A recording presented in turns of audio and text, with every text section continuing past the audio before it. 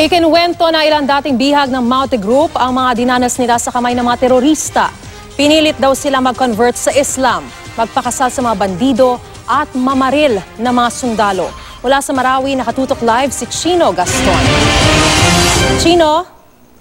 Maris, karumal-dumal ang pagtrato ng Maute Group sa tinatayang 100 bihag na hawak pa rin ng grupo. Ito'y mismo ayon sa mga nakatakas o di kaya na-rescue na hostages na hawak na mula sa kamay ng grupo nitong mga nakarang araw.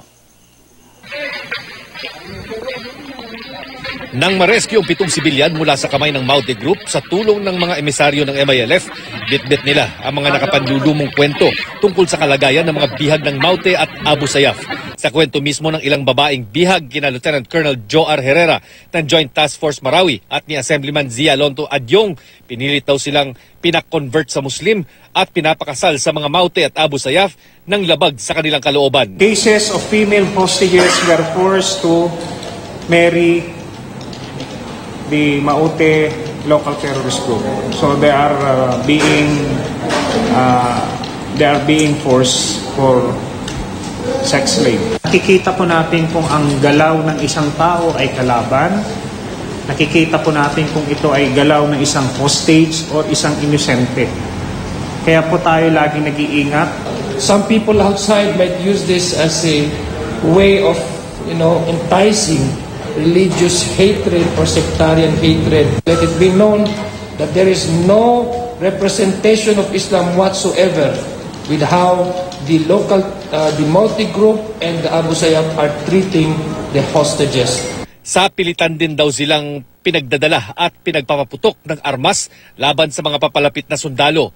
Inuutusang pumasok sa mga bahay para kumuha ng pagkain, pera at alahas. Ang ilan, taga-bitbit daw ng mga sugatang bandido. Ayon pa raw sa mga kwento ng dating bihag, nakita nilang buhay pa si Father Chito Suganob at iba pang mga bihag. Sa impormasyong nakuha rin ng militar, may mga sugatang mga Maute at Abu Sayyaf ang nakatakas nitong mga nakarang araw sa tulong ng mga supporter nila.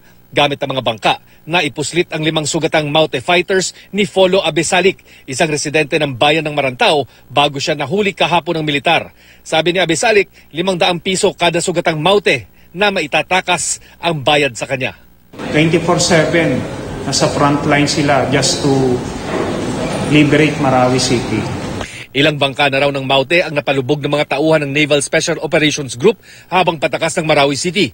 Nananawagan naman ng AFP sa mga nagpapakalat ng balitang ang mga sundalo ang nagloot ng mga bahay dito na itigil ang mga ganitong mapanirang akusasyon. I appeal to our constituents, sa ating mga kababayan dito, please stop your assumptions and please stop spreading misinformations.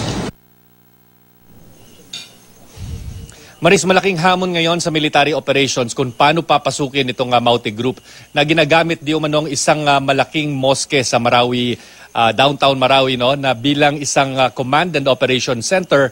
At syempre naroon din daw ang kanilang mga hawak na bihag. Batay kasi sa military protocol, hindi pwedeng paputukan itong mga tinatawag na places of worship gaya ng mga simbahan o mga moske. At syempre nandyan din yung panganib na maaring madamay ang mga sibilyan na ginagamit di umano bilang human shields. Maris. Maraming salamat. Ingat kayo dyan, Chino Gaston.